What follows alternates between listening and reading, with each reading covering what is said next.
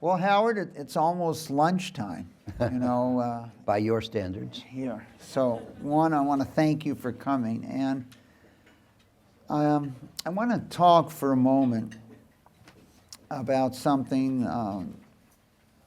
that plays an important element in cycles, and you've spent a lot of time writing about it. And before I get there, one of the great challenges for all of us to contemplate today is this area of trying to understand finance and financial markets. And many of you work in that area, and I want to challenge each of you today, because this is an area Howard and I, we might touch on it, have focused on together for more than 4 decades. And that challenge is, what do people think? What is their view? There's a quote in this book that Howard gives you from John Kenneth Galbraith talking about how little finance or access to capital or financial markets as you know it, how little it plays as people talk about history and what occurred in history. You know, over the years, and there it comes. Why don't you tell us about that to start, Howard? Well, first of all, it's from a book called The Brief History of Financial Euphoria, which I read a very long time ago, which I recommend to everyone. It gives you a good feeling for cyclicality, for the behavior of the herd, for the importance of contrarianism. And it is an honest book in the sense that it is brief, and I enjoy that. But the point is that in investing in particular, one of the outstanding characteristics is shortness of memory. And the point is, we know so much from history, but if we disregard history, we know so little.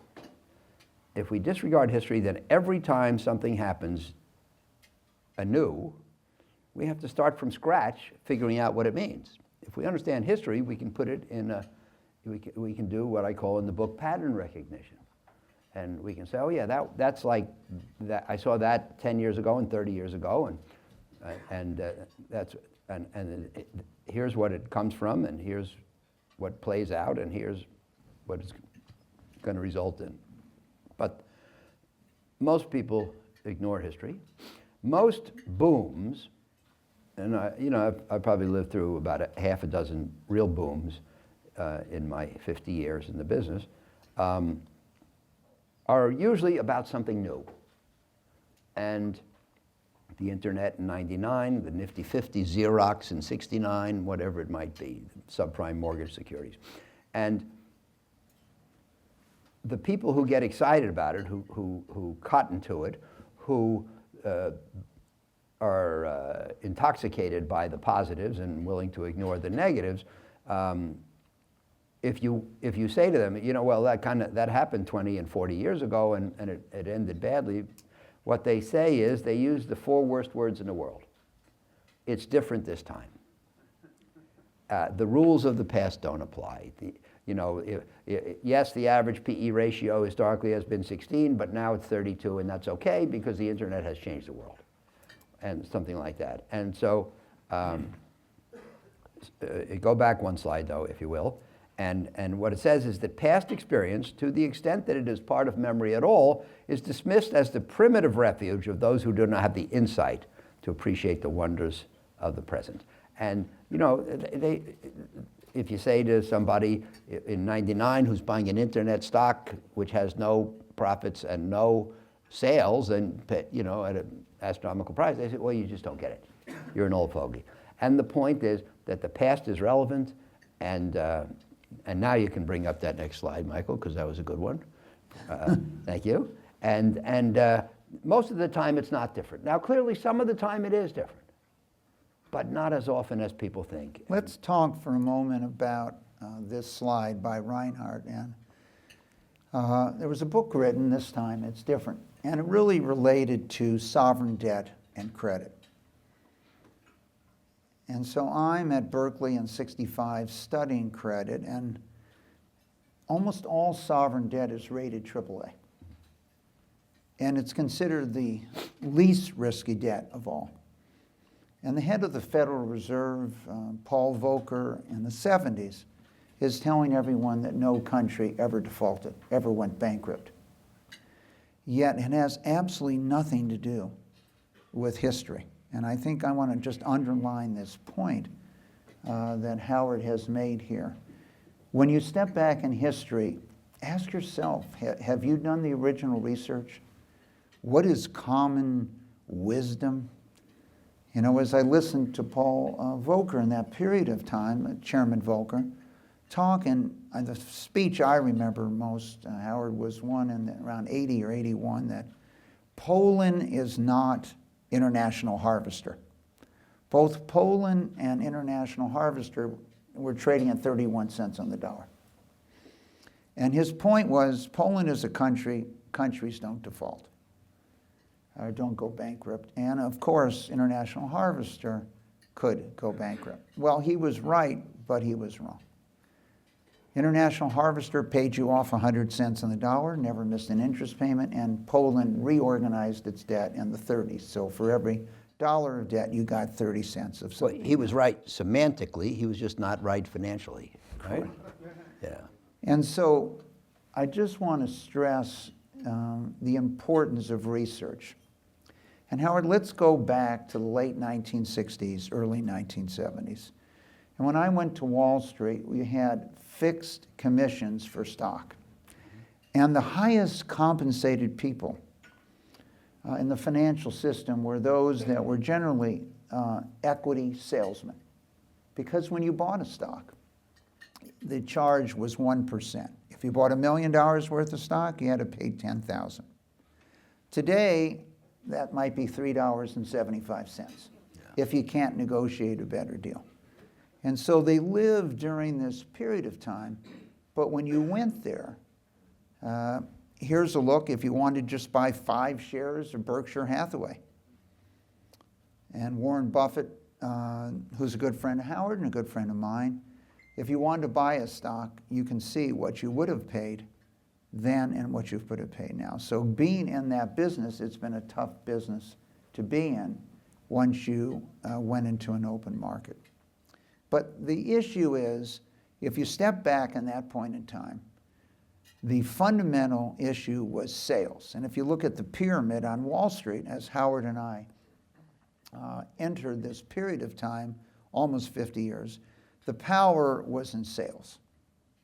Then it went to trading. And if you were long it overnight, you did a little research to try to figure out what is this thing. And so what my focus was, and Howard being one of the most representative individuals of this dramatic change that occurred, was changing this pyramid.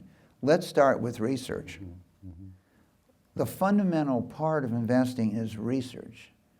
Have you done the data? So if you've come here today, have you checked off anything in the book? What these little post-its that you might want to relate to. And then we can go to trading. Can you actually buy it?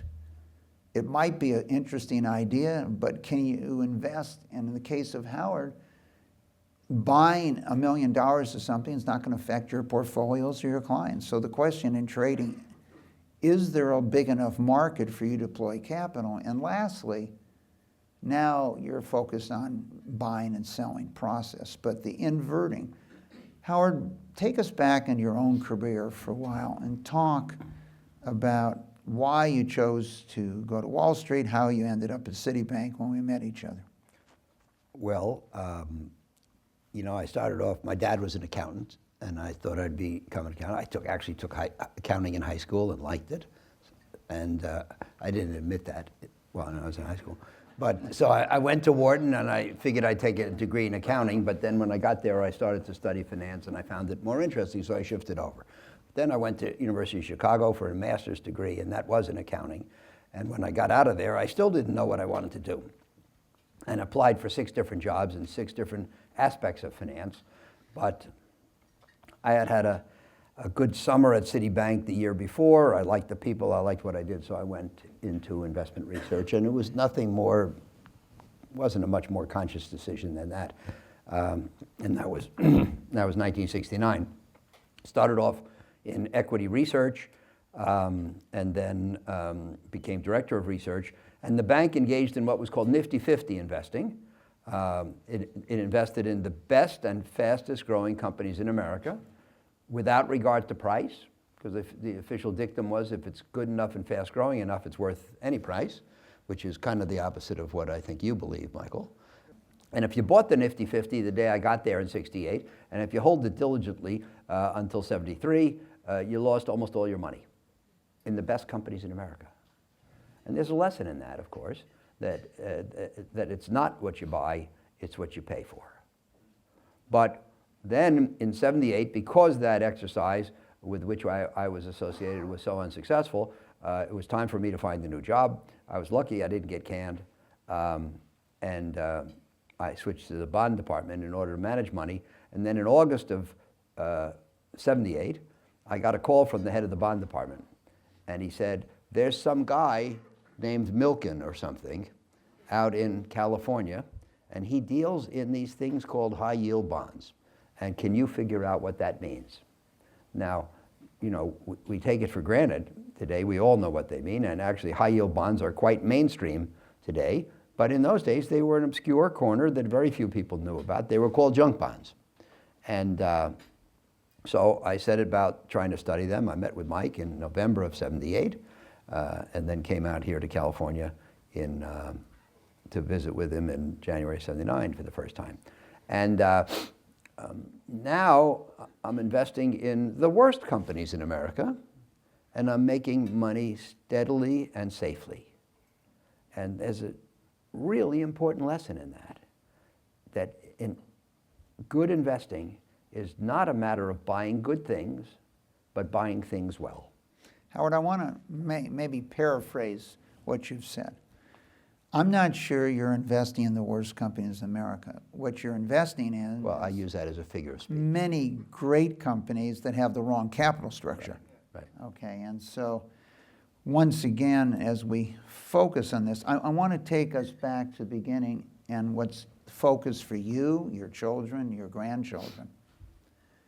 In a recent poll in the United States of people under 30, they asked the people under 30, will you have a better life than your parents had? And so maybe we could just, pull up that slide here for a moment and have you reflect on what percent of people under 30 in America thought that they would have a better life than their parents. At what date? In the last few months. Okay, so you've picked we're not going to embarrass you here, but if we look at the answer, you'll see it's a very low percentage. And if you go to Western Europe, you'll see a very low percentage. There is no country over 30%. But as you travel the world, if you're in China, it's 78%. And in your Brazil, in spite of everything that's occurred, and Turkey is more than 50% higher than the United States, as is India and other countries. And if you go to Mexico today, that number is probably in the 80s. And so the question is, why do people feel that way? How do they feel? 90% are optimistic of the future in Mexico. And so they have a much different view of the world. And so one of the challenges for finance, and we're going to talk about it today, as we talk about these cycles, is that why do 50% of people under 30 think socialism might be a good idea? They obviously haven't been studying what's occurred in Venezuela as you've destroyed an entire country, the country with the most reserves. And you say to yourself, well, why do people feel this way? Well, the average person in America, what is its interaction with the financial system? One, a student loan, and the burden of the student loan, that's now approaching $1.5 trillion. That is confining them as they think about their life. And second, a mortgage, whether they or their parents, and during this period of time, which we will talk about, they almost lost their home or they lost their home.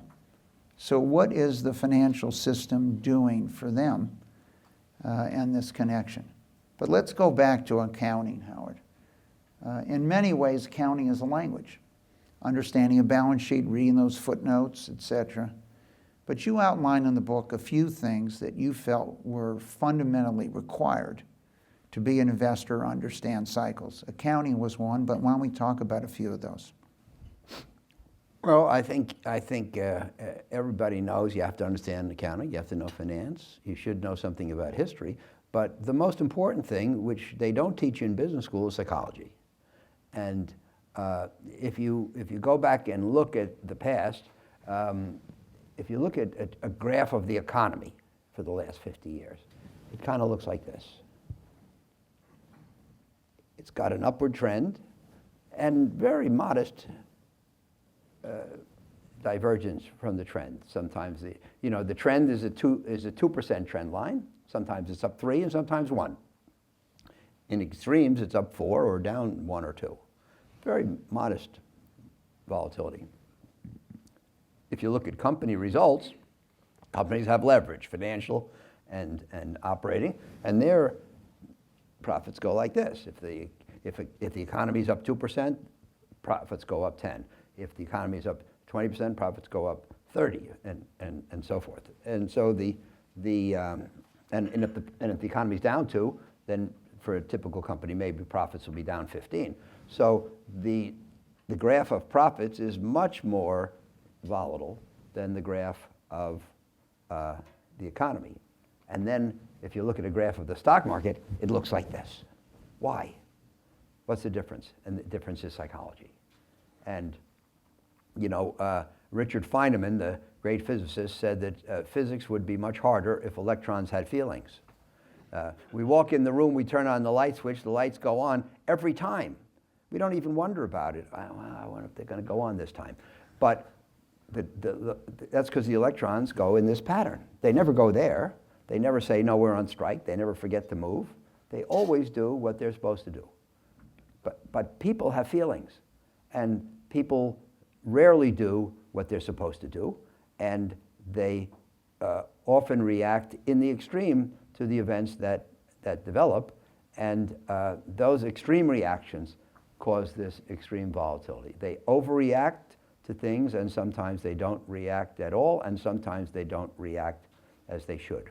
So I think that if you want to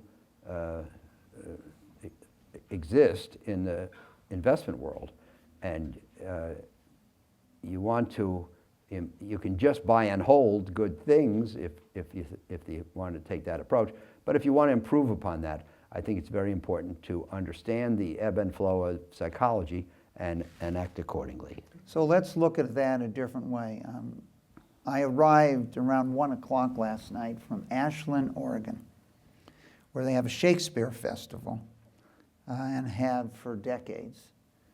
And you wonder, why are people going to Shakespeare plays hundreds and hundreds of years later? Why is it relevant? And if you step back and start thinking about what are these plays about, it underlines what Howard has addressed. So let's take a look at some of these plays. What is Hamlet about? What is Macbeth about? What are these about? Well, we see it in West Side Story, but if we took a look at the plays and talked about what is the emotion or what is someone addressing in that play, Macbeth, self-deception, ambition, indecision, friendship, love, hate, prejudice, betrayal, honor, duty, all of these human emotions which exist today. And one of the things Howard writes about is what are some of the traits required to be an investor, to take advantage of cycles, and one of them is aggressiveness. And so we could go to Hamlet and talk about inaction, inner struggle, etc., that he wrote about. And Howard, I think one of the things that strikes me, and I think anyone that's read your work over the decades, has been that simplicity is the ultimate sophistication. Mm-hmm. And you point that out. You love to write, and I think people love to read you because you express things that are often extremely sophisticated and complex in ways that are easy. Thank you. And congratulations on a great book again. A lot of people always wish they would write a book. How did you get yourself to say, okay, I'm going to stop and write a book? Good question. Well, it all started with my memos to clients, which I started writing in 1990. I can't exactly remember why I started. It's a long time ago. I know I never said, you know, if I write them, it'll get us more business, or if I write them, you know, the people will subscribe. I think I just had something that I wanted to say, and I said it. And the point is that one of the main reasons that I write is that I enjoy it. I'd rather write than not. And they, you know, Bill Graham of the Fillmore, which was a rock club in the 70s, said it's only work if you'd rather be doing something else. And I wouldn't. And if you look at the memos, you can go to online to oaktreecapital.com and look at the memos, and you see that there's almost always one coming out in September and one coming out in January, which means I wrote it on summer vacation and Christmas vacation. Anyway, so I started writing these memos, and with one in 90 and one in 91, and maybe I didn't write one in 92. And for 10 years, nobody responded. I never had a response. Not only did nobody ever say it was good, nobody ever said I got it. And of course, this was in the days of mail, and so we would print them up and fold them and put them in an envelope and address them and send them out. And nobody ever responded. But then on the beginning of 2000, the first day I put out a memo called bubble.com about the tech stocks, and it turned out it had two virtues. Number one, it was correct, and number one, it was correct soon, which are both important. And then after 10 years, as I say, I became an overnight success. But then... Well, it wasn't 10 years, Howard, it was 30 years. Yeah, maybe. Okay, and I think this is something I just want to stress. When we talk about a frame of reference or understanding history, if you watch the 100-meter dash in the Olympics that a person covers in less than 10 seconds, you can wonder, well, it's a gold medal, etc. Well, how long did you prepare?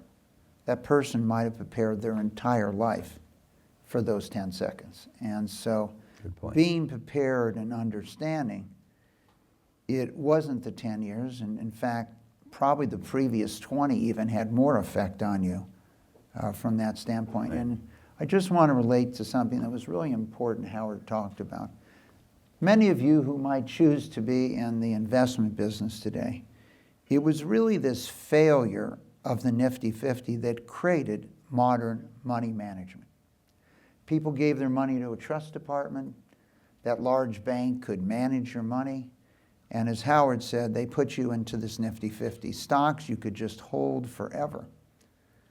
And the fact that you lost half your money, adjusted for inflation, half your money. Well, if you lost half your money, playing it safe, what did you have to lose to go to the growth of the mutual fund industry or other small money managers that gave birth because of the failure of the traditional safe system from that standpoint? And so I just want to stress on this. There are very few accidents, and Howard talks about luck, and we'll get into it shortly.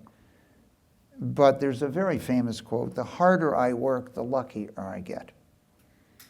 And what is luck? Luck is when opportunity meets the prepared mind. So I just want to come back to, you were not an overnight success, that you prepared 30 years for that. Well, anyway, so the memos continued, and then we connected with Warren Buffett on a transaction coming out of the Enron, and we were, one of our main activities is distressed debt investing, and he had a position in one of the subsidiaries, and we were a little bigger than him. And so he gave us his proxy, and he said, "You work it out." And we produced a good result. And so that's how we really got close in the early 2000s. And then I wrote a memo, I think, in which I made some reference to him. And I sent it to him. I said, "I just want to make sure you saw it." And he says, "Yeah, I saw it." He says, "It was really good." And he says, "In fact, if you'll write a book, I'll give you a blurb for the jacket." I had always thought that when I retired, I would turn the memos into a book, But when you have that from Buffett, then you have to get into gear. And so that's really the immediate reason why I wrote it. And I started in 2010 and it came out in 2011. It was called The Most Important Thing. And I owe it all to Warren Buffett. And on the front it says, "This is that rarity, a useful book, Warren Buffett." And those few words sold a lot of copies. So Howard, let's step back and talk for a moment about the most important thing. In that book, you listed a number of important things. Yeah. But Market Cycles is the only book you've written from that list. Yes. Why Market Cycles? Well, I think that, the book says the most important thing. There are 21 chapters, and each one starts off by saying the most important thing is, and then it's a different thing. Because in investing, there is no one important thing. There is, maybe you might argue, there's no, what was it, Lombardi says, winning is not the... Well, let's see how many people in the audience even know who Vince Lombardi is. Vince Lombardi, anybody? Okay, well, we have at least a third. He said, winning is not everything, it's the only thing. And as I say in the book, I'm not exactly sure what that means. But I think that the two most important topics in investing are risk and cycles. And they're connected because where you are in the cycle determines your risk for the intermediate term. Now, the reason I think risk is so important is because I think that the distinguishing mark between a great investor and a not great investor is not merely how good the return was, but how much risk they took to get it. If you can lever up an S&P. Nowadays with derivatives or ETFs, you can buy an ETF that goes up or down 4 times as much as the S&P, or maybe 8 times. And if you buy that and you go into a very positive period in the market, you'll have an astronomical return, but it doesn't mean you're a great investor. Because they'll say, look at that guy. He went up 8 times as much as the S&P. Well, guess what? If it had been a down period, he would have gone down 8 times as much as the S&P. He added no value, who's not a good investor. I think that an exceptional investor is someone who has a good return disproportionate to the risk borne. A good return with the risk under control. So I actually do think that risk is the most important thing. And in the book, there are 21 chapters, and there are 3 on risk. Understanding risk, recognizing risk, and controlling risk. But I also think that where we are in the cycle is enormously influential in terms of how much risk you'll bear. And I'm not crazy about the title of this book. I was encouraged to do that by my publisher because they thought if we said Mastering the Market Cycle, we'll sell more books because everybody will figure out that they'll get rich. But I like the subtitle. And the subtitle is Getting the Odds on Your Side. We don't know what the future holds. I am not a believer in forecasts. In fact, Michael started off with a quote from Galbraith. My other favorite quote from Galbraith is that there are 2 kinds of forecasters, the ones who don't know and the ones who don't know they don't know. And I believe that very strongly, and I am firmly in the first camp. I don't know what the future is going to bring. And I don't think anybody does. The future can only be thought of intelligently as a probability distribution. What is the range of things that may happen, which is the most likely, which other ones are probable, and which ones are unlikely. And we describe a great quote from Elroy Dimson at the London Business School. More risk means more things can happen than will happen. That's the source of risk, is that the future is uncertain. And if the future could be predicted, in theory, there would be no risk. So let's step back, Howard, and try. So we're really talking about risk-adjusted returns. Right. And what Howard has said is, can you achieve returns with little to no risk? Right. And that's quite different from someone that's taking a lot of risk. And so as we think about the world we live in, there's been enormous movement today from active management of assets to ETFs or passive management of assets. But it's easy to understand what's occurred. What's occurred here is the market has gone up so significantly. And so if you're fully invested, i.e. in an ETF, by nature, you're 100% invested in whatever that asset category is versus a money manager who might be 50% invested, 60%. So in an up market, it's very difficult to outperform a person that's fully invested. However, in a down market, which we really haven't seen in this growth of passive investment or ETFs, what is going to occur? Okay, obviously you're going to go down more because you're fully invested, not necessarily hedged, and you also run the risk of the issue of redemption. So we really haven't. So Howard and I are firm believers in fundamental analysis. Would you like to touch base at all on passive or Sure. investment versus fundamental investment? And obviously your background at Wharton and Chicago, we both lived during a period in academic life of this idea that the markets were perfect, Yeah. that no one could outperform the market. Our academic training, people won Nobel Prizes for it. They even won Nobel Prizes for telling you capital structure didn't matter, etc. So take us back to this debate, Howard. Well, I was a Wharton undergraduate, and I learned the practical side of investing. And then I went off to the University of Chicago for my master's, and I learned the theoretical side. And the finance theory, the key theories, had just been developed almost entirely at Chicago in '63-4, that period, was when they emerged. And we learned things like Michael described, one of the most important of which is called the efficient market hypothesis. And what it says is that the market consists of a whole bunch of people who are highly motivated to get rich. They're all intelligent, they're all numerate, they're all hooked up by computer, they're all trying very hard. And their search for bargains has the effect of driving bargains out of existence.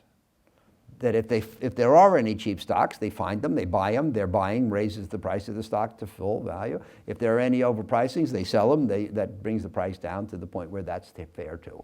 So all prices are fair, for the risk involved, QED, you cannot outperform the market. That's the official conclusion of the efficient market hypothesis.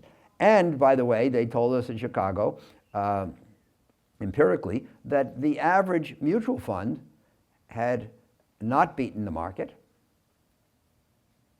but charged high fees.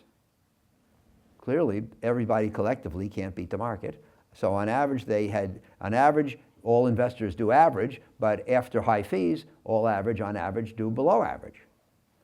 And you shouldn't be in a mutual fund which is actively managed and has high fees. You should, and they said back when I was a kid, why not just buy one of every Howard, stock in the S&P? are you suggesting we're both still not kids? We're both still not kids, and we're still both not kids. But they said, why not just buy every stock in the S&P? Now, we didn't have a term for it, but about 5-6 years later, the term index fund emerged, and there started to be index funds. And if the average active investor does worse than the market, then it's better to be in an index fund which merely emulates the market. Index investing got off to a very slow start in mid-'70s. Vanguard started the first serious index fund, Jack Bogle, and it still grew very slowly because you had to overcome the traditional resistance to turning things over to automatic processes. And I wrote a memo, if you want to read on this subject, I wrote a memo in June entitled Investing Without People. And I talk about the historic development of index funds, and it quotes Ned Johnson of Fidelity, and he said, "No American is going to settle for being below average." Now that is really, I have nothing against Ned, but it's a great example of, I think that statement has no introspection, or alternatively, maybe it's the statement of a salesman. Because, of course, you would settle for average if everything else you could do would make you below average. And for so many people would have been better off if they had average. Anyway, the point is that the highly priced active management in broad swaths, clearly not everyone, did so much worse than low-cost passive investing that in the last 10 or 15 years, the movement to index investing and other passive forms, Mike mentioned ETFs, has gained a lot of traction. And now 37 or 40% of all equity mutual fund capital is run passively. But the important thing I want to state before you jump in is that it's not that passive management is so good. I believe this occurred because active management was so bad. Well, also, I think it occurred as you focus on cycles during a period where markets went up. That's true. Interest rates went down. So it's a period of time where you wanted to be fully invested. And so we'll see how it does during a period of time when markets go down, where you're fully invested from that standpoint. So Howard, I want to kind of go back in time to your career change, going from stocks to bonds. And so if I pulled up the 6 lessons of credit here for a moment and just take a look at them and try to relate them a little bit to investing and cycles. So credit is what counts, not leverage. And we could look at, as we go through some of these cycles, what occurred at the end of 07, 08, where you had financial institutions leveraged 60, 70, 80 to 1 that were rated AAA. We could look at loans to real estate. And I would, as we look at some of these cycles, real estate played a large part in the latter part of the 80s in the problems of his belief that it only goes up. Interest rates, you know, Howard doesn't have a whole chapter on this, but who can predict interest rates? And very few people have ever successfully.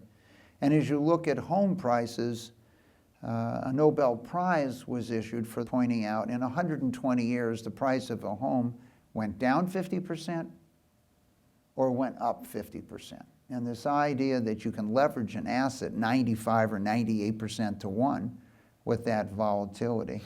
And Howard writes about that, and we'll come back in the book. As we look at the others on that list here, Howard, I want to go kind of back to the end of that list of these 6 lessons of credit. And one of them was on sovereign debt, but anyone could have known that if you went back and took a look at that.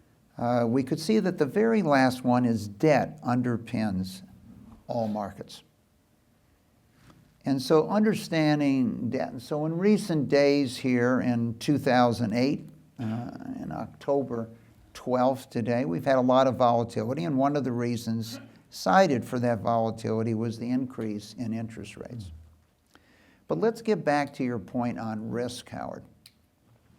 Can we generate rates of return with less risk? So if any of you play bridge or other types of games, your knowledge of bidding and how people play allows you to improve your probability of success in the play of a hand. And I remember, Howard, one of the things I mentioned to you back in '78 was when you invest in equities, and you wrote about it later, it's a popularity contest. If no one in the world agrees with you, unless you're willing to buy the whole company, you will not be successful. And the exciting thing about investing in debt is if no one else in the world agrees with you, but you are right, you will generate significant rates of return. Talk about this movement as you think about risk relative in equity and debt markets. Sure. Well, you know, trends in the investment business go in long periods. And from roughly the 60s, at least, until 2000, stock investing, equities, became more and more popular, and bonds got less and less respect. I remember when I was in the investment research department at Citibank, and they had these, all the young people followed Xerox and Coke and Polaroid, and they had these 2 old guys from Germany who sat in a corner and they would put out a statistical sheet on bonds every 2 weeks. It was hard when you didn't have computers. But I remember, and I still have, when they put one out and up in the upper right-hand corner in a box, it says, our last issue. Because everybody lost interest in bonds. Stocks were the great thing. Growth was the story. And you know, everybody, the pendulum swung toward fascination with growth. Everybody bought more stocks. You know, and I imagined back in the late 90s, the CIO of a pension fund saying, well, you know, we have a few bonds left. My predecessor bought those. Nobody can remember why, but we're going to get rid of those. And so, by the time 2000 rolled around and the puncturing of the tech bubble, everybody was in stocks, nobody was in bonds. Stocks went down for 3 years in a row for the first time since 1929. Bonds did great, but nobody had them. So then everybody wakes up and they say, to hell with that growth stuff, we want income and safety. And now the pendulum swings towards bonds. And the truth about bonds, which all the people forgot in the equity mania, is, as Michael says, your return in stock investing comes, certainly in the short run, from swings in popularity. You find a stock you think is worth 20, you buy it for 10. As he says, if nobody comes to agree with you, it sits at 10 for the rest of your life, and you don't make any money. The great thing about bonds, which very few people understood, is that with bonds or debt, your income does not, your return doesn't come from the market. It comes from the issuing company. It is a contract with the issuer. You give me money now, I'm going to give you X interest a year for the next X years, and at the end of X years, I'm going to give you your money back. It's a contract. And if they stay in business, they have to honor that contract. If they fail to honor the contract, you get the company. There's a slight exaggeration.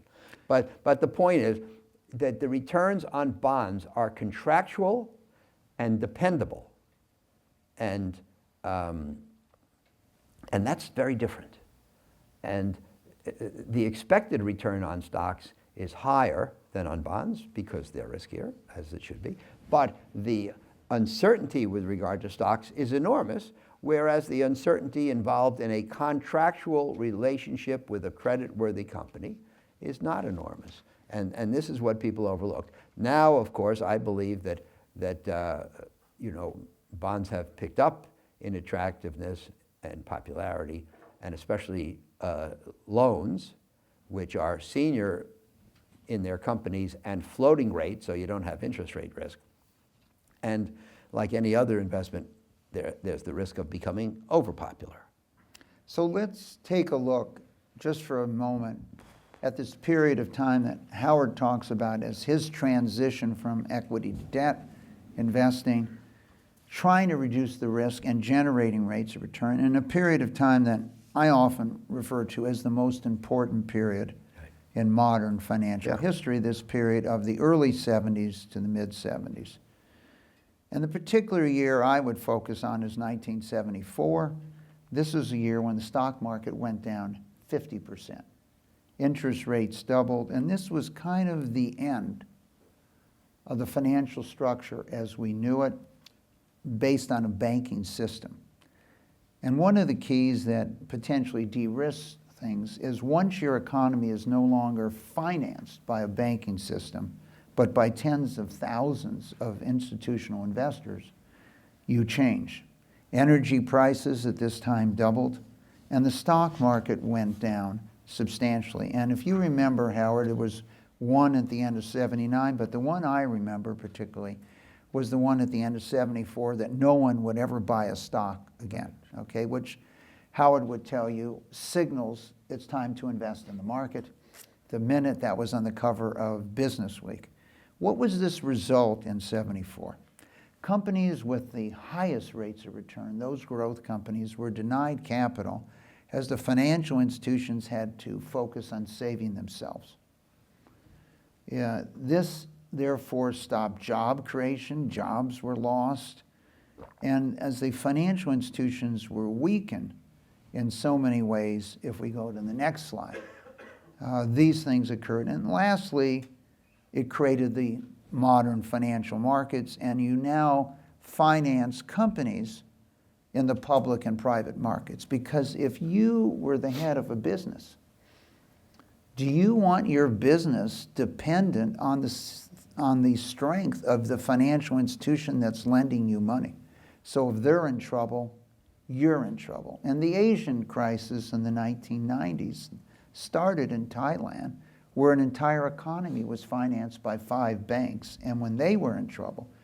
But as this world that Howard has lived in during this period of time, essentially the public and private markets have replaced the banks as the funder, and banks shrunk by 50% adjusted for inflation in the 1980s, but the country grew from that standpoint. So Howard, I'd like to take a look at a lesson here that both you and I spoke about.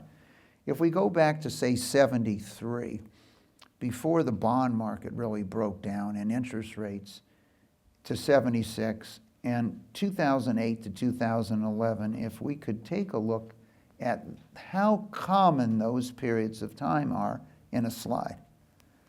So take us back to 2008, 2011. And this slide that Howard's firm, Oaktree, really took advantage of in this period of time. To me, I was on television telling everyone, we've already been through this is just a repeat. The challenge in life is how many people in financial markets in 2008 even remember the early to mid 1970s, as Howard pointed out. Well, it's interesting. Obviously, if to have been in the investment business in 08 and to have the experience of 74, you had to be working, by definition, 34 years. But the truth of the matter is that the investment business was terrible in the decade of the 70s. You couldn't get a job in the 70s. I know people, classmates of mine from grad school, who wanted to go into the investment business, but rather than get out in 69, when I did, they got out in 70, they couldn't get a job in the investment business for their whole lives. And they dug in other fields. But the point is, you had to have your job in the 60s. And that means by 08, you had to be working more than 40 years. How many people work more than 40 years? So by definition, the pool of people with the recognition of the past pattern is very small. And, you know, clearly we ran into very difficult problems. The overinvestment on high leverage in the subprime products in 05, 06 caused the loss of some of the most important banks and investment banks, and people started talking about the end of the world. And security prices melted down, loan prices melted down, and activity froze because everybody was uncertain. Will there be a tomorrow? If I buy anything today, will there be a market tomorrow? Will it have any value tomorrow? And all liquidity dried up. And as I say, people were talking about the end of the world, and it was the most pronounced cycle that we've lived through. But still, there was really no reason. I mean, I kept thinking about what Roosevelt said, the only thing we have to fear is fear itself. People were just afraid. They weren't afraid of anything rational. They were just afraid. And what you had to do is you had to keep your wits. And you know, one of the hopes is that if you read history, if you read the book, if you understand cycles, you will be able to reduce the emotional influences at that time and cut through them, and maybe we'll just say keep your wits about you. So we concluded in late 08, after the bankruptcy of Lehman Brothers put the markets into free fall, that will the financial world end or not? And what we said was that it's hard to predict the end of the financial world. If you conclude that the financial world will end, it's hard to have any idea what to do. And most of the time, the financial world doesn't end. we also made a very simple calculation. Should we buy or not? Well, if we invest and the financial world ends, kind of doesn't matter. But if we don't invest and the financial world doesn't end, then we didn't do our job. So by that, here we are in an environment where really people had no idea what was coming next, and we're talking about the end of the world. And I thought the analysis was rather simple, that we had to buy. So at Oaktree, we invested $650 million a week in the last 15 weeks of '08. That's about 10 billion. And that's really all you had to do. It almost didn't matter what you did as long as you bought. And it was a point in time in the cycle, and these points in time come along every once in a while, where you don't need conservatism, caution, risk control, discipline, patience, or selectivity. You need money and the nerve to spend it. And if you had money and nerve to spend it in late '08 in the credit market or early '09 in the stock market, you've made a ton of money by playing that cycle. So I think as a frame of reference, it was 1974, and I was on this institutional investor panel with one of the leading professors in the world of finance. And he pointed out that his Z-scores, if you remember those, Howard, were predicting that 700 out of the 2,000 or so largest companies in America were going to go bankrupt. I had pointed out, if you study the Depression in history, that was not going to happen. And then you made 100% on your money in 75 or 6, unleveraged, just buying debt, similar to the opportunities that Howard had identified in '08, '09. And I was on a panel with him in '77. And it was so interesting because he pointed out that his Z-scores had predicted the 4 major bankruptcies that had occurred in the previous 4 years. But had you not been at the previous session, you would have not realized that he had predicted 700 to include 4. And I think that is the issue. And Howard, one of the other areas I think that might be interesting for you to touch on is that it's interesting when you think about what occurred in this '08 session, we all should have fully understood it because we had a dry run in 1985, 86, 87, 88, when the price of housing went down, when the price of oil went down. And almost every single major financial institution in Texas did not survive, all those AAAs. And most of them in Louisiana, Arkansas, and Colorado had problems because the price of homes went down as much as 50%. And so fully understanding what can happen when the price of residential real estate, the United States more than any country should have fully understood this going into the last '08. But the point I want to address, Howard, really is when we think of the ratings, and S&P and rated more than 15,000 securities, AAA. There are only 3 or so companies in the United States that are AAA by both. Yet when you look at a rating that rates something triple C or single B, you find that it might be a triple C at 100, but it might be a triple A at 40. But the rating remains the same. And how do you take that into consideration, Howard? Well, if you take anything away from today, I think that's the most important point. As I said before, it's not what you buy, it's what you pay. And the great revolution, I think, of the period we're discussing here, when the Nifty 50 were the great companies and they failed as investments, and when the, shall we say, low-rated companies in the high-yield bond world succeeded in investment, the great transition is from the belief that good is good and bad is bad to the belief that anything can be good at a price. And it's an enormous sea change, and it has dominated the last really 40 years. And I want to say that Michael was really at the vanguard of that change. And it should not be underestimated. When I went into the high yield bond business, 1978, I wanted to figure out what we're talking about here. And in those days, of course, we didn't have anything computerized. So if you wanted to study bonds, you had to go to something called Moody's Manual. Moody's Manual was a book literally this thick, with the thinnest paper in the world, onion skin. It had billions of pages in it, and it had all the data on all the companies that had bonds outstanding. So you pull it down from the shelf, and you find this one's rated AAA, single B, triple C. And I said, well, what does that mean? So I went to the front where they defined the ratings. And here's what it said about a single B bond, which is most of what you originated, most of what I bought, single B. Fails to possess the characteristics of a desirable investment. Now, if I took Jim Williams out to the street, and if he needed a car, and I had a car out there I wanted to sell, and I showed it to him, and I said, Jim, would you buy my car? Jim Williams is with us today. He runs the Getty Trust, Chief Investment Officer. Does a great job. So that's why we're focused here on October 12, 2018, on Jim Williams. Right. If I said to him, would you buy my car? Hopefully, there's a question he would ask before he says yes or no. What is it?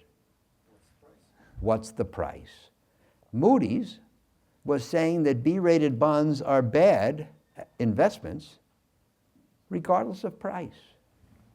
And really, the big realization of the last 40 years is that just about every asset can get cheap enough so that it's a good investment. And most investments can get so expensive that they're a bad investment. And the revolution of the high-yield bond industry was really to say, see, if we had prevailing views from Moody's that a B-rated bond is a bad investment, then by definition, a B-rated bond could not be issued. And in those days, a bond rated below investment grade, which means below triple B, could not be issued. Wasn't proper. The only way you got to have bonds rated below triple B is if they were issued as investment grade and then went bad. We call those fallen angels. The revolution that was effectuated in the high-yield bond industry, primarily by Mike, some others, and that has dominated the last 40 years appropriately, is that if a risky company, he doesn't like me to say that, if a highly levered company issues bonds which have some risk due to the high leverage, it's okay to buy them if they offer enough interest to compensate. Now that seems like such an obvious statement, that for every bond of every riskiness, there is an interest rate which is compensatory and an interest rate which is excessive. And yet this was a thinking that was absent prior to 78, when everybody thought that the route to success as an investor was to buy high quality assets. And by the way, buy them at any price. And now we look back at that and think how stupid that was. So to take you back in time, the firm I joined in the late 1960s was the leading research firm in the world. Paul Miller, who Howard knows, head of the investment committee at Penn long before then Howard took over, Jay Sherrod, Clay Anderson, etc. And they were the leading equity firm. And I said to them, what about debt? And as Howard was saying, in the 60s, debt was really investment grade or it was private. And the insurance companies rated non-investment grade investment grade because it was internal, the way they looked at it. So I went and took a look at the recommended list of stocks. And 80% of them would have been non-investment grade. And so the understanding of this capital structure, I would finish the story by telling you that the firm had the leading aerospace and airline analyst rated #1 in the country. And he was recommending TWA. And I said to him, you know, Herb, It's interesting you're recommending TWA. You know, we're buying TWA 4 converts at 25 cents on the dollar. And he told me he didn't know they had convertibles outstanding. So the focus on the capital structure was not something you really focused on, you know, from that standpoint. And I want to go, if I could, just for a moment, to capital structure, Howard. And I think one of the things you've signaled in your firm is this issue, that your firm is willing to take an investment where you're a first lien and press the issue to a private equity firm or in the marketplace that if you don't want to pay me, just hand me the keys then. Right. And many firms were quite surprised. In the case of Regal Theaters, for example, KKR was the owner, and yourself and Phil Anschutz's company bought up the debt. And Yeah. I remember they told me, I was shocked. You called them and said, well, either give us our money at par, okay, or hand us the keys, your choice. And it took them quite a while to hand you the keys. By the way, can I interject? Sure. That one of the reasons Donald Trump remained solvent is because the banks had loaned him money for his casinos. They said, we want our money. He said, I'm not going to give you the money, but you can have the keys. And they were so terrified to take the keys that they said, no, it's okay, you can keep running. And that's a true story. So capital structure, Howard, you know, I think both you and I feel it's very important. In the 1970s, this enormous volatility, half the value a company could have was when you financed, how you financed. Right. And so we've come through a period here of no covenants, extremely low rates. And so if you have no covenants, it's hard to default unless you get at maturity from that standpoint. Talk to us about how you see capital structure and risk. Well, I think that, as Mike says, it was for a long time much ignored. That for a given company, there can be a good company, a capital structure, or a bad capital structure. If you want to start a company and you need $100 million and you put in $100 million, that's viable, but it may be less than optimal because you could have maybe borrowed some of that money at 3%, which would amp up the return on the other money, on the equity. On the other hand, if you say, I want to start a company, I need $100 million, you go to the bank and they give you 99, if the value of the company declines by a few percent, you're insolvent. You've lost all your equity. In that case, the capital structure was wrong because the business was too volatile to have a highly levered capital structure. So, of course, one of the things that emerged in the 70s, and people have made a science of ever since, is getting the optimal capital structure for a company. The higher the leverage, the higher the return on equity when things go well. The lower the leverage, the higher the more likely you are to get through tough times. So you have to optimize on that, and it's a serious pursuit. Now the PhDs will tell you that they can compute the optimal capital structure using an algorithm. I think it's best a matter of judgment, because among other things, given the fact that the equity is what gets you through the tough times, somebody has to make a judgment, in my opinion. How tough is tough? How bad an environment do we have to prepare for? What is the right capital structure for that? So for myself, I did my credit work at Berkeley, and then I focused my master's work on capital structure in the latter part of the 60s. And I think we will look back at the current period and ask yourself, if you're borrowing money at 4 3/4 with no covenants for 7 years, is that an asset or is that a liability? To the lender. Right. Yes. Did you read the latest memo? Yes, I did. So I put out a memo 2 weeks ago titled The 7 Worst Words in the World. Now remember, the 4 worst words in the world were, it's different this time. The 7 worst words in the world are too much money chasing too few deals.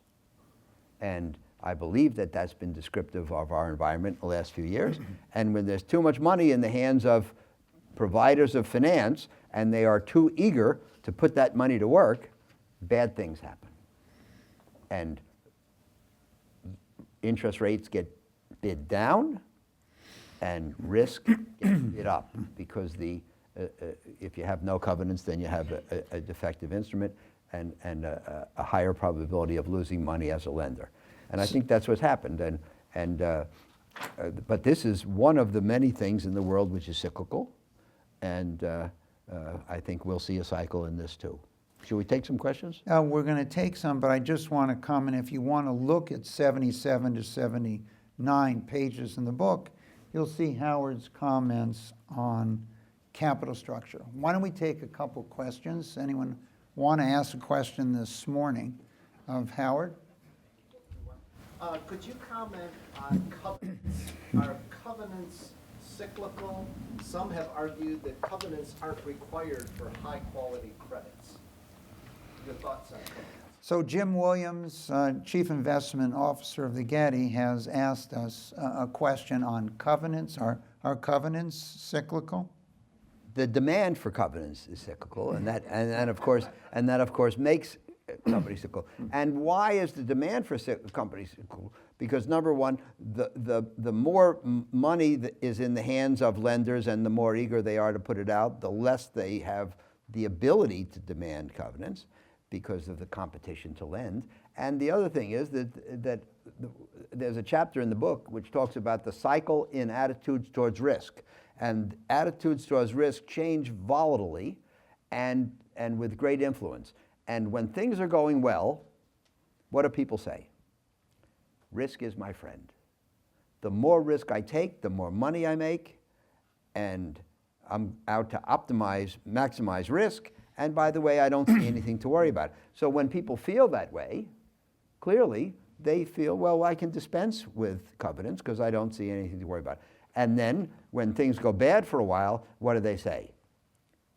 I hate risk. Bearing risk is just another way to lose money. I don't care if I ever make any money in the market again. I just don't want to lose any more. Get me out at any price.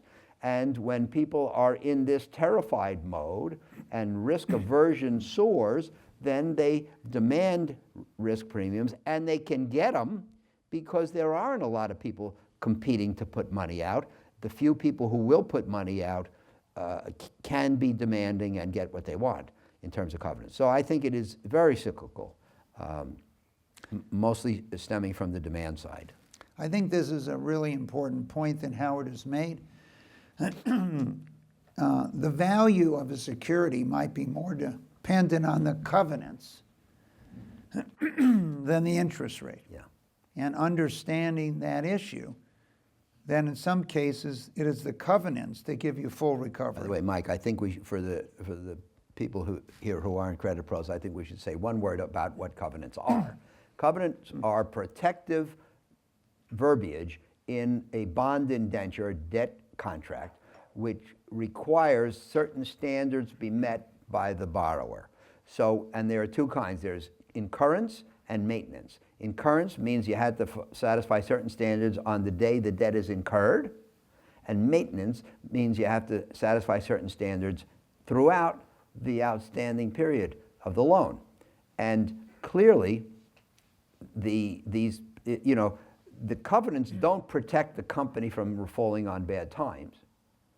But if it falls on bad times and it violates a covenant, a maintenance covenant, then the creditors have the opportunity to become active and to make certain demands and to gain influence and so forth. And so the presence of maintenance covenants limit the deterioration of a credit. And in profligate times, people stop demanding maintenance covenants. We get what's called cov light, as we are now, and that means that the operations of the company can deteriorate through the outstanding period of the debt, and as long as they continue to pay the interest, then the creditors have no influence. And what that means is that if there eventually is a bankruptcy, there'll be much less there to recover from.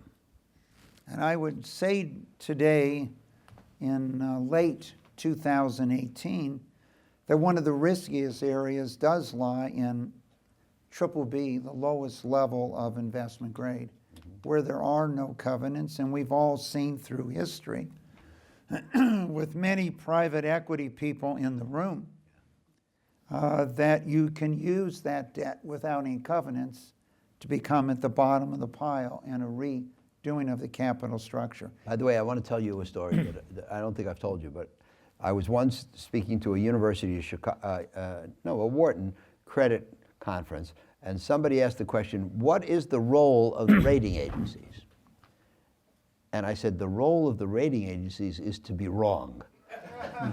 Because when they put out a rating which is either too high or too low, it gives us something to shoot against, right? I think today for the audience, thinking about the ratings and credit and capital structure. So Uber is selling debt.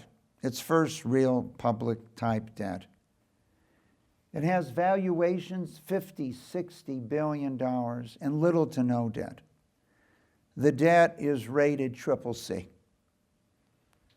About the lowest you can possibly be rated while you're not in bankruptcy. So the perception of equity markets of enormous growth.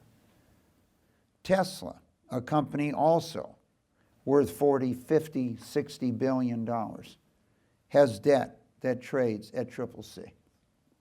WeWork, a company we read about today in October 18 that someone wants to buy the whole company for $20 billion, has one issue of debt outstanding, rated triple C.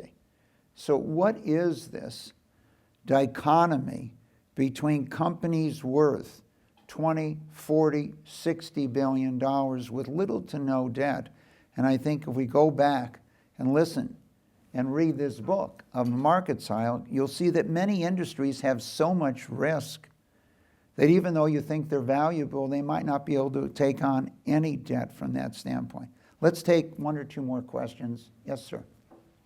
So on the back of the financial crisis, we have undergone what I think is the biggest monetary experiment in human history with the global coordinated central bank actions. So this is kind of a two-part question. One, do you feel like we are out of the clear from, I mean, we still have some pretty distorted asset prices as a result of that. So one, do you feel like we're out of the clear of that? And then two, if you go back and do anything differently in terms of the response to the financial crisis, would you do anything different? Well, I think the response to the financial crisis was terrific. I think the financial crisis had the potential to really produce a depression. And if you read Hank Paulson's book, you'll see he was terrified. And what I was telling people back in 08, it was a newscaster, may have been Walter Cronkite, who once said, if you're not confused, you don't understand what's going on. And I told people in 08, if you're not afraid, you don't understand what's going on. I mean, we were highly levered. The banks were in free fall, and it looked like there was a vicious circle going on. And I think that Paulson, Bernanke, and Geithner did great things aggressively, and they worked. So there's anybody who would second guess anything they did is an idiot. And we are in the clear vis-a-vis the global financial crisis.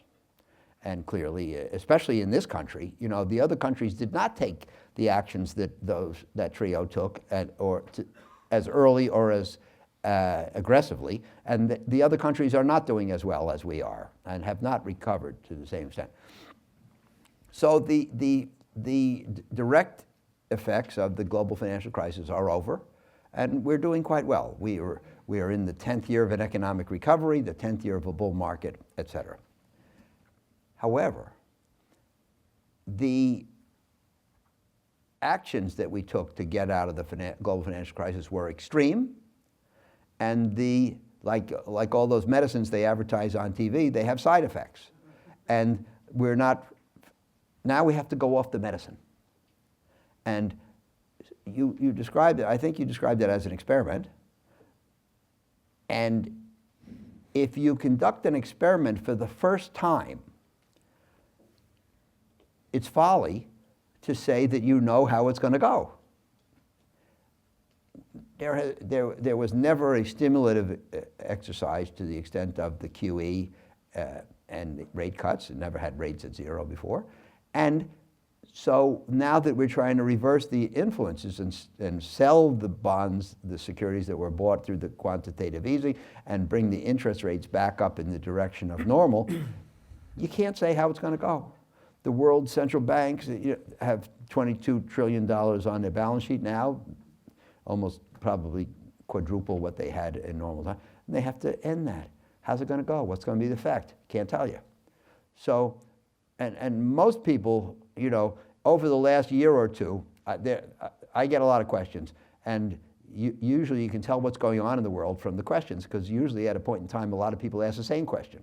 And one of the questions I've been getting for the last couple of years is, what could go wrong? Everything's going swimmingly, but we know it's not going to go well forever. What could bring it to a close?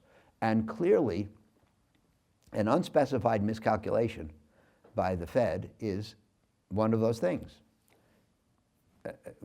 We don't know enough to know what the error would be, but we know that when you're doing something unprecedented, there can be error. I'd say you're allowed to do research. So what is the research? Let's look at liquidity in the world. So Howard said there is 22 trillion held by Federal Reserve banks in the world. Well, there's 26 trillion in deposits by Chinese nationals. There's 17 trillion yielding zero deposits by Japanese individuals.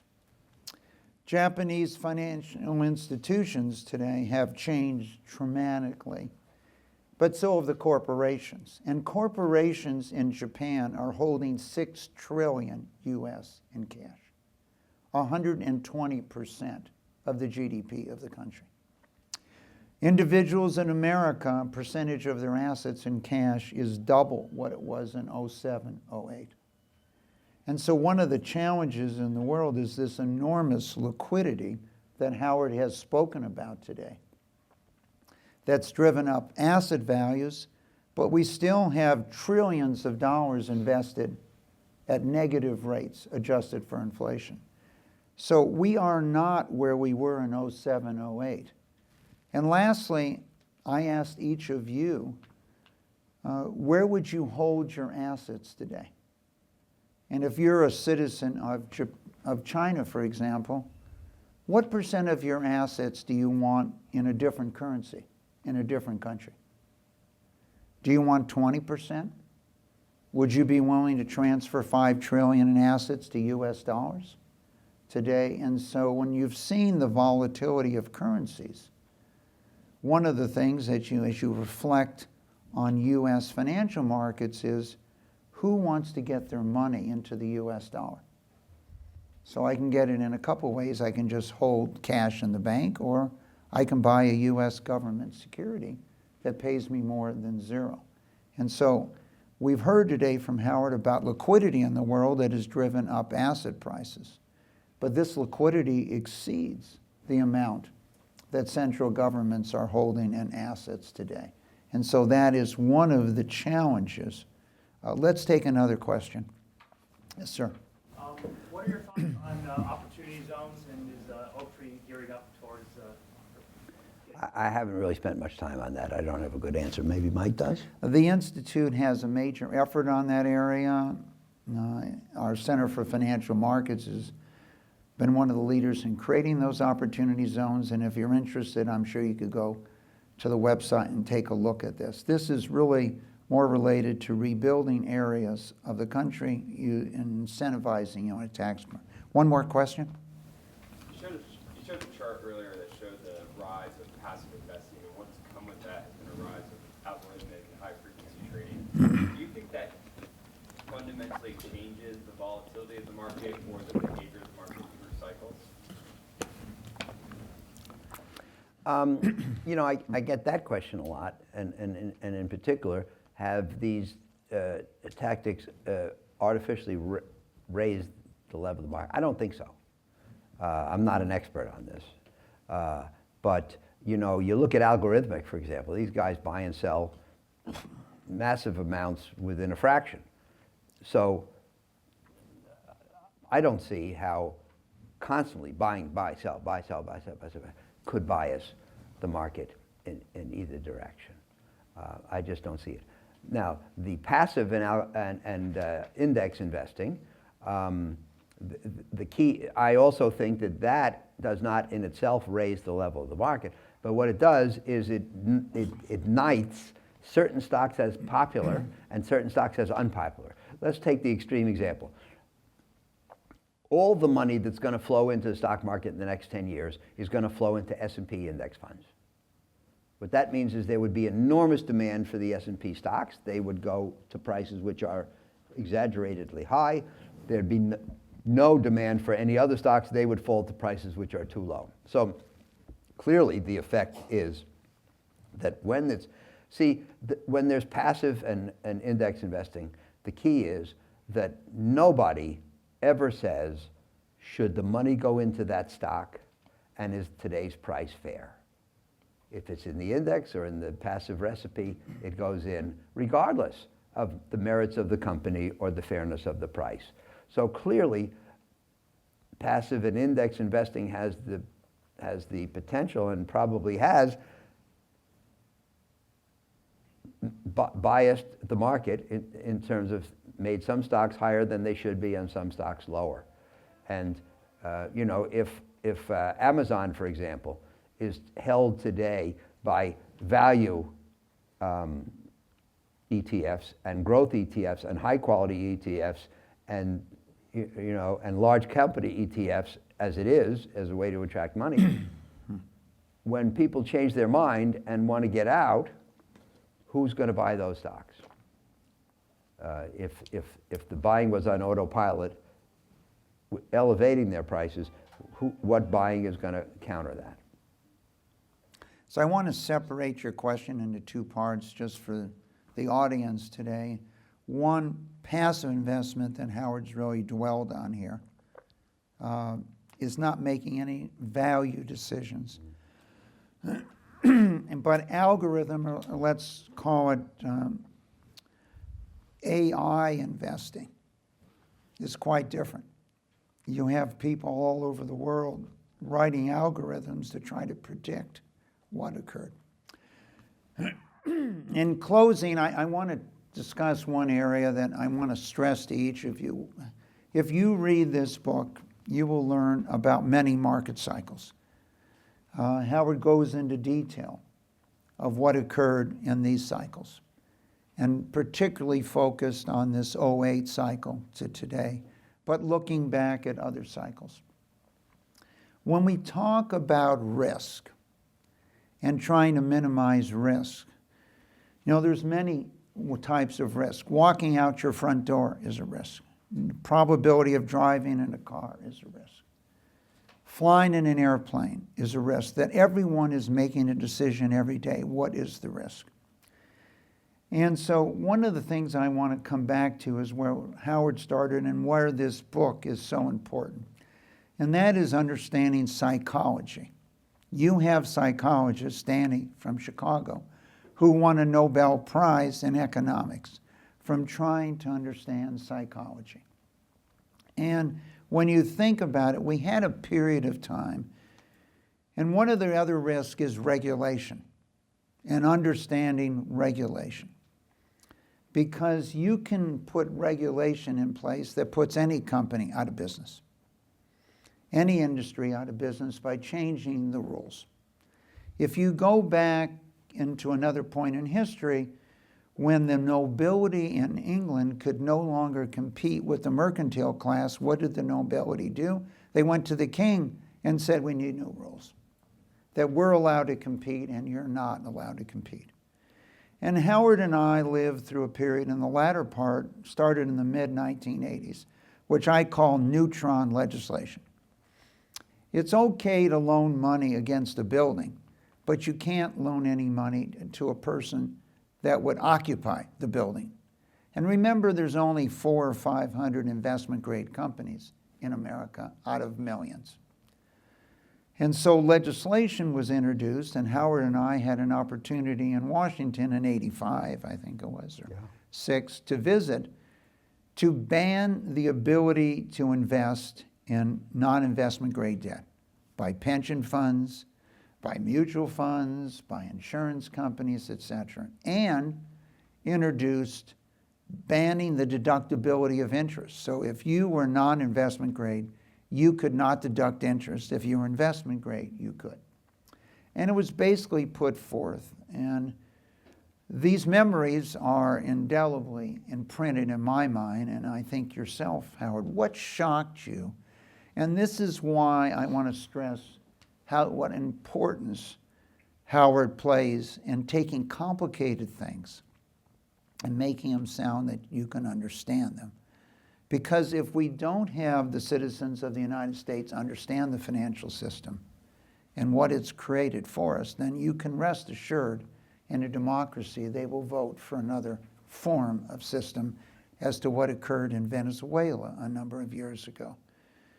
And so Howard and I spent a year or so or two trying to educate people that most of the jobs in the country were created by non-investment grade, and why do we want to ban access to capital to companies that are growing? In today's world, you would be saying you can't buy any Uber debt, you can't buy any Tesla debt, you can't buy WeWork's debt, and so on. We're talking about most of your tech companies are not investment grade, no matter what their market cap today. Howard, what were your memories you've taken today? We're 35 years later almost from that period of time. And how did this have a factor in your desire to write, to try to explain these things? Well, I'd like to, like you, I think that since we are a democracy, we better have educated voters. Right now among the millennials, most people think that socialism might be a great idea. And it's easy to stand up and say, oh, we should have universal health care, we should have a free education in college. My